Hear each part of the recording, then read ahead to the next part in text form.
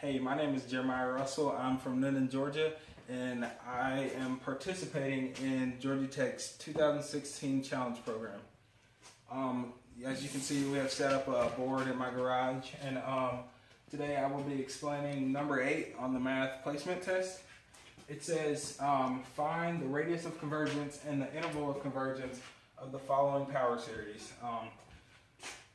So it will be the sum of from k equals 1 to infinity of -1 to the k times x plus 2 to the k all over k squared times 3 to the k.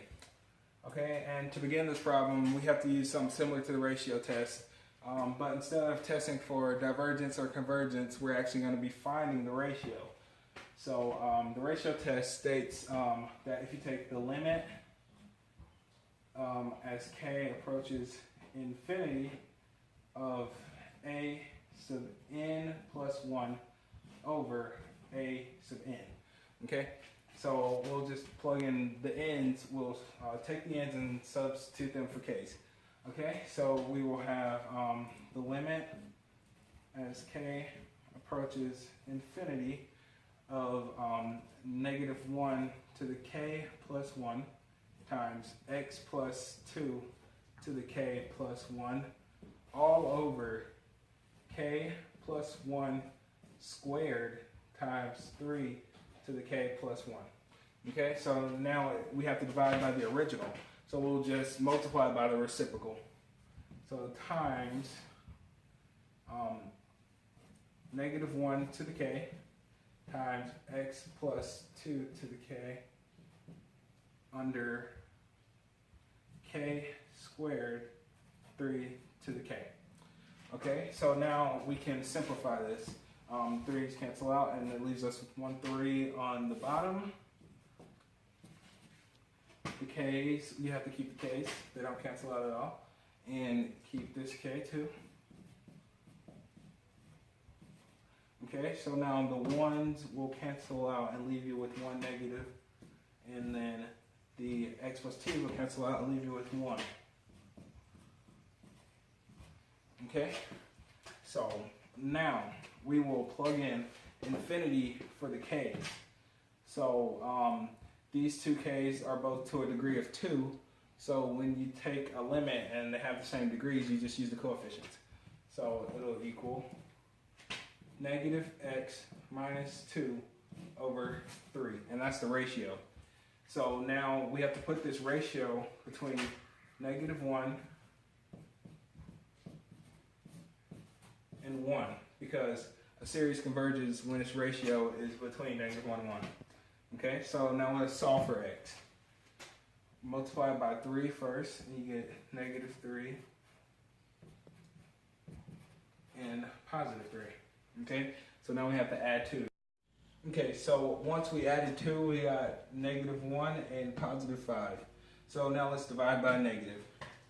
And when you divide by a negative with inequalities, you have to flip the sign. So we get 1 is greater than x, which is greater than -5. And this can be rewritten as -5 is less than x, which is less than 1.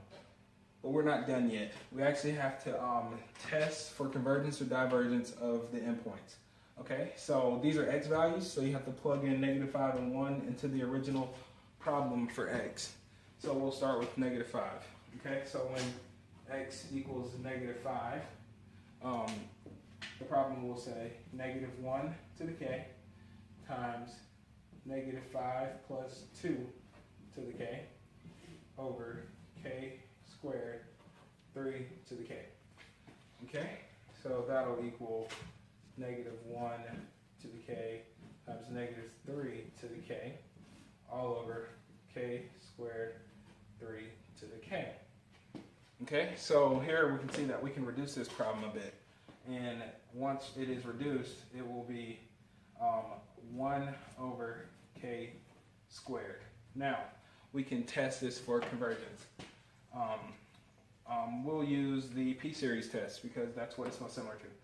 And we'll take the limit as k approaches infinity of 1 over k squared. Okay, so the p-series states that if P, which is the exponent of the letter, the variable, is greater than 1, the series converges. So 2 is in fact greater than 1. So this converges by the P series test. So since it converges, we can say that it may equal -5. Okay, so now let's test 1. So when x equals 1, when we plug that in, we get -1 to the k times 1 plus 2 to the k, all over k squared 3 to the k. And this can be reduced again.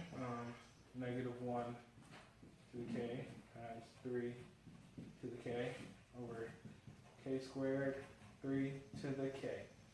Okay, so let's reduce it a little bit. You get -1 to the k over k squared.